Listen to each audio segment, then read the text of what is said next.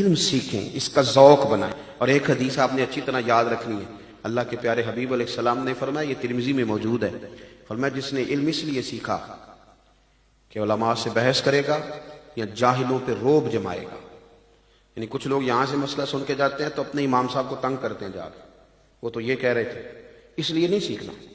فرمایا جس نے علم اس لیے سیکھا کہ علماء سے بحث کرے گا یا جاہلوں پہ روب جمائے گا، حضور فرماتے ہیں اسے تو اللہ جنت کی خوشبو بھی عطا نہیں کرے گا. علم سیکھیں پر عمل کرنے کے لیے، اپنے علم میں نفع کے لیے، بحث کرنے کے لیے. امام ابو مالک رحمۃ اللہ علیہ کا ایک شاگرد نا کبھی 15 دن کے بعد آتا، کبھی مہینے کے بعد، کبھی 6 مہینے کے بعد، اور بڑا نرالا اور انوکھا تھا. بڑے بڑے قسموں کے شاگرد ملتے ہیں، عقیدت مند بھی بڑے بڑے انوکھے ملتے ہیں. اللہ تعالیٰ سب کو بہتر صلہ عطا کرے.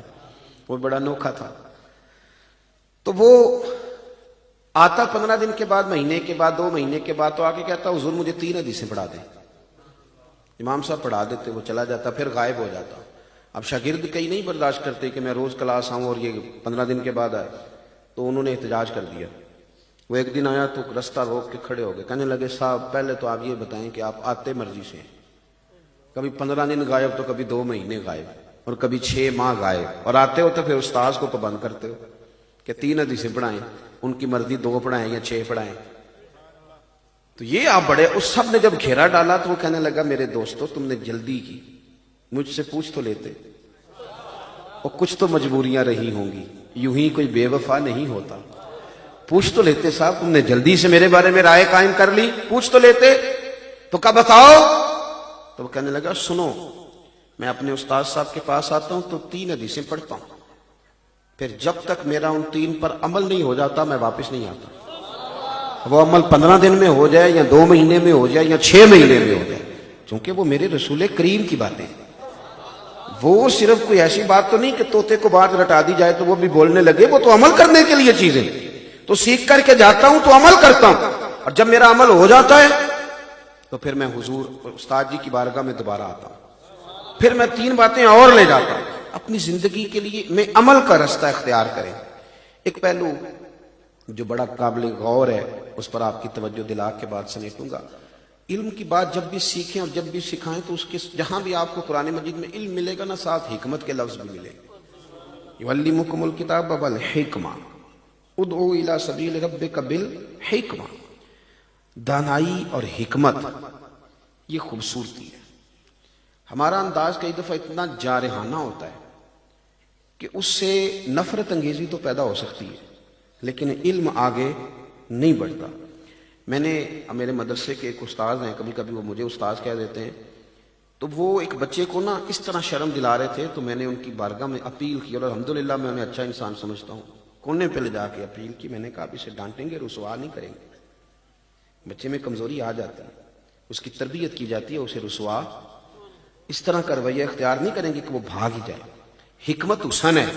ایک بات آپ سے عرض کرتا ہوں، میرے بزرگ فرمایا کرتے تھے کہ لوگ اپنے حق میں قائل کریں تو بڑے طریقوں سے کرتے ہیں. 50,000 روپے کی ضرورت پڑ گئی تو کسی کو فون کیا، بھائی جان کدھر ہو؟ اس نے کہا حکم کرے. کہتا نہیں، ٹیلی فون والی بات نہیں، ملے گا کہاں؟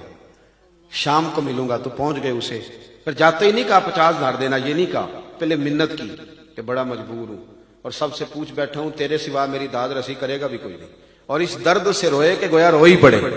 اور پھر پوری منت کی، اسے وعدہ کیا کہ وقت پہ دے بھی دوں گا. اپنے حق میں قائل کرنا تھا نا، تو 100 طریقے آتے تھے، اور جب رب رسول کے حق میں قائل کرنا تھا پھر انداز جارحانہ، پھر لبو لہجہ اس طرح کہا کہ پڑھنا ہے تو پڑھو، نہیں پڑھنا تو موج کرو. یہ کیا انداز ہے؟ آپ کو اپنے حق میں اگر اتنا قائل کرنا آتا ہے تو کیا ہو گیا؟ رب رسول کے حق میں نہیں قائل کرنا آتا.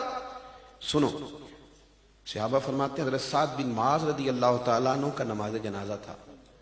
حضور نے جنازہ مبارکہ کی امامت فرمائی، اور جب سرکار امامت فرما چکے تو قبر کے تیار ہونے میں کچھ دیر تھی. حضور زمین پہ تشریف فرما ہوئے، ایک چھوٹی سی لکڑی دست مبارک میں پکڑ لی اور ذرا ذرا زمین کریدنے لگے.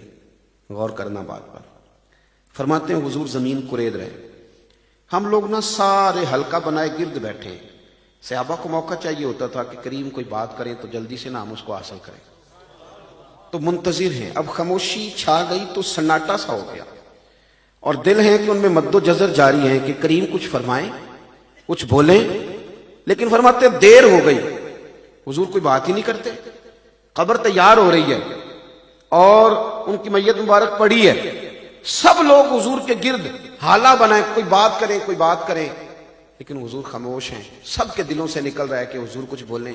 کہتے ہیں دیر کے بعد حضور نے چہرہ نور اٹھایا، اور جب حضور نے اپنا چہرہ مبارک ہماری طرف کیا تو داڑھی مبارک آنسوں سے بھیگی ہوئی تھی۔ اب اندازہ اختیار فرمائیں آپ کہ ابھی لفظ نہیں ادا ہوئے، وہ داڑھی مقدس آنسوں سے بھیگ گئی، اور 3 دفعہ حضور نے فرمایا قبر کے لیے تیاری کرو، یہ آخرت کی منزلوں میں سے پہلی منزل ہے، قبر کے لیے تیاری کرو، یہ آخرت کی منازل میں سے پہلی منزل ہے، قبر کے لیے تیاری کرو، یہ آخرت کی منزلوں میں سے پہلی منزل ہے۔ صحابہ کہتے ہیں کہ وہ حضور کے آنسوں کا درد اتنا تھا کہ شاید کو بچا ہو جو رویا نہ ہو، سارے رو پڑے۔